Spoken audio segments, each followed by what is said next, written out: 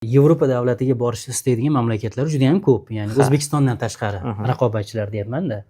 Aynan ularni o'zbekistonliklarga qanday ehtiyoji bor o'zi? Bormi, yo'qmi? Ha, albatta. Demak, O'zbekistonga, ya'ni o'zbek kuchiga, ishchi kuchiga juda ham talab yuqori, ham ortib boryapti.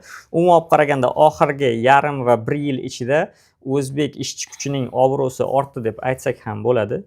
Chunki bunga bir necha sabablar bor. Ba'zi bir davlatlarda o'sha bizni raqobatimizdagi yoki bizga o'xshab o'sha Yevropaga ko'p ishchi kuchi yuboruvchi Filippin deymizmi, Nepalmi, Hindiston yoki Bangladesh, Shri-Lanka kabi davlatlarni o'sha Yevropa davlatlarida ularni ishchi kuchlarini taqiq qo'yish ularga, ya'ni borishiga, vizani bermay qo'yishlari va umuman kuzatishlar natijada bizni ishchi kuchimiz ko'proq ham malakaliroq, ham madaniylashgan, ya'ni o'sha Yevropa mamlakatlari odamlari, ularni madaniyatiga bizni umuman harakatlarimiz, mentalitetlarimiz Hindiston yoki o'sha sharqiy davlatlardan keladigan odamlardan ko'ra biznikilar ma'qul ko'riladi.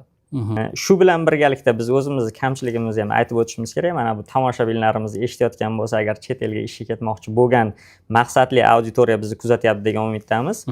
Ulardan o'sha kerakli til ko'nikmalarini o'rganishni, chunki bizdan yagona va yagona ustunlik tomoni ularni ingliz tilini yaxshi bilishlari.